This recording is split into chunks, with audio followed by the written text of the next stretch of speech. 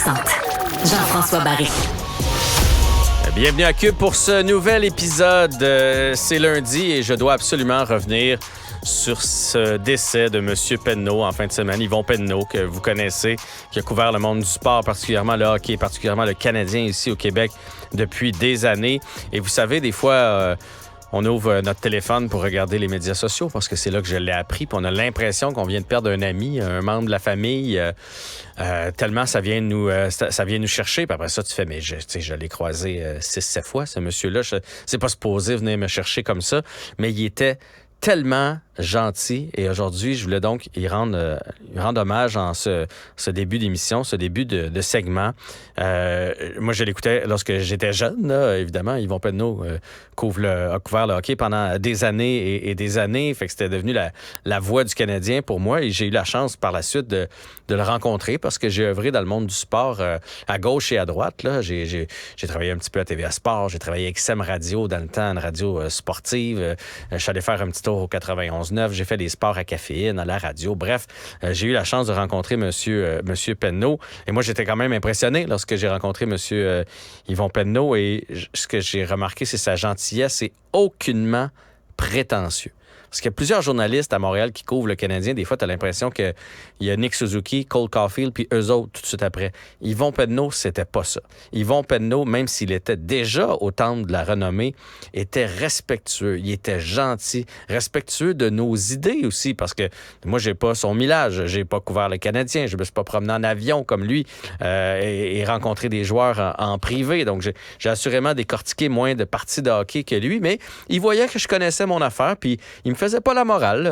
On échangeait ensemble sur nos opinions parce qu'on dirait qu'il était conscient qu'il n'y a pas juste une façon de voir le hockey. Lui, il pouvait voir ça d'une façon. Moi, je voyais ça de l'autre. On échangeait.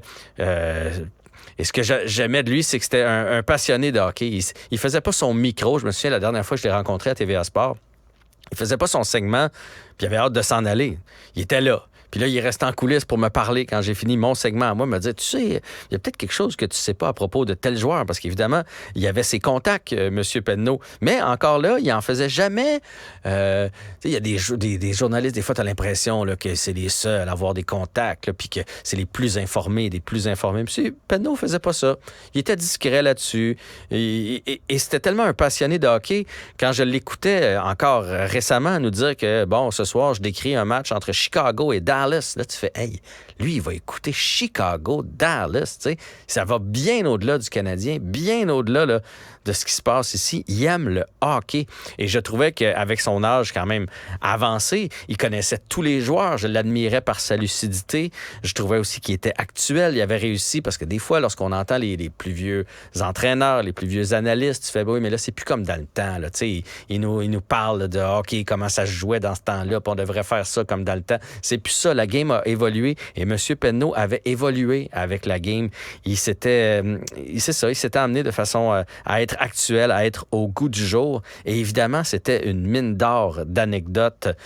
Si tu avais le malheur de te retrouver en coulisses avec lui, il y avait toujours quelque chose à dire sur un défilé de la Coupe Stanley ou un voyage en avion ou la blessure de quelqu'un. C'est quelque chose que, évidemment, lui avait vécu que nous, on n'avait pas vécu. Il y avait tout un sens de l'humour aussi. Encore plus, je trouve, en vieillissant, c'est comme s'il y avait une espèce de détachement par rapport au métier, puis qu'il voulait qu'on fasse ça de façon plus détendue avec la technologie, entre autres, parce qu'il y a plusieurs de ces segments que M. Penneau faisait de la maison, puis ça marchait pas toujours. Puis il l'avouait qu'il était pas capable de comprendre comment ça fonctionnait, puis de réparer son bidule. Et il y avait un timbre de voix bien à lui. Il y avait des expressions bien à lui, comme « c'est terminé ». Lorsqu'une série était terminée, selon lui, à 2-0, puis qu'il pensait que l'autre équipe avait pas de chance de remonter, il disait une espèce de « c'est terminé ». Alors, M. Penneau, merci.